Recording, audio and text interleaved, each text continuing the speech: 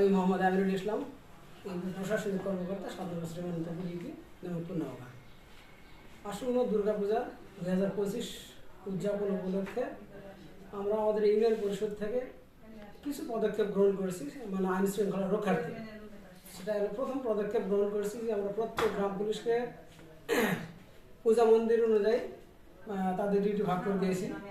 আমাদের পূজা হচ্ছে 9টা মন্দির, বর্তমানে 9টা মন্দির। এই 9টা মন্দিরে 9টা গ্রাম পুলিশ দিয়ে দেওয়া আছে এবং পূজা কমিটির সকল সদস্যদের নিয়ে আজকে মিটিং করা হয়েছে যে প্রত্যেক পূজা মন্দিরে অবশ্যই যেন সিসি ক্যামেরা থাকে। যদি কোনো মন্দিরে সিসি ক্যামেরা না থাকে তাহলে আমাদের বলবো, আমরা সেটুকু সহযোগিতা করে ওখানে সিসি ক্যামেরা স্থাপন করতে যা কিছু করা লাগবে সেটা আমরা দিব। এক। দ্বিতীয়, গ্রাম পুলিশ যেহেতু পূজা মন্দিরে পূজার শুরু থেকে বিসর্জন পর্যন্ত তাদের ওখানে রাত দিন বলেন বা সার্বক্ষণিক দায়িত্ব পালন করার জন্য বলা আছে। এরপরও সংশ্লিষ্ট ইউপি সদস্যদের প্রত্যেকের বলা আছে যে যার যার ওয়ার্ডে পূজা পালিত হচ্ছে, মানে গুরুত্ব সহকারে দেখতে হবে যেন কোনো রকম বিশৃঙ্খলা না হয়। তারপরে আমরা যদি কোথাও কোনো বিশৃঙ্খলা হয় তাহলে সাথে সাথে আমাদেরকে ইউনিয়ন পরিষদকে অবগত করার জন্য পূজা কমিটির সভাপতি সেক্রেটারিকে বিশেষভাবে অনুরোধ করা হয়েছে। যদি কোনো সমস্যা দেখা দেয় আমাদের পক্ষ থেকে আমরা যদি আমাদের দ্বারা সাধ্য হয় তাহলে সমাধানের চেষ্টা করবো, আর যদি আমরা ব্যর্থ হই সেই ক্ষেত্রে ঊর্ধ্বতন কর্তৃপক্ষকে জানানোর ব্যবস্থা নিয়েছি। বিসমিল্লাহির রহমানির রহিম। আসসালামু আলাইকুম। আমি মোহাম্মদ শাহিন আলী, 7 নম্বর শ্রীমন্তপুর প্যানেল চেয়ারম্যান।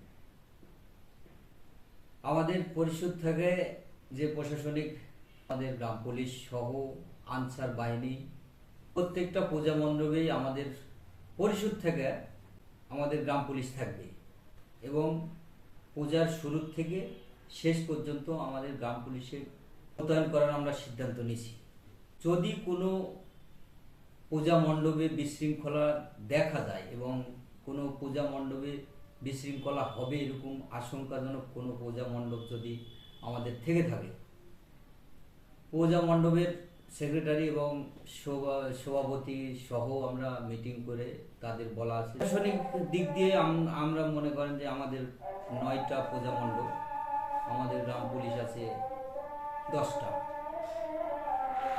আমরা সার্বিক যতটুকু পারি প্রত্যেকটা পূজা মণ্ডপে আমরা প্রশাসনিক যেই সহায়তা দেওয়ায় আমরা দেব।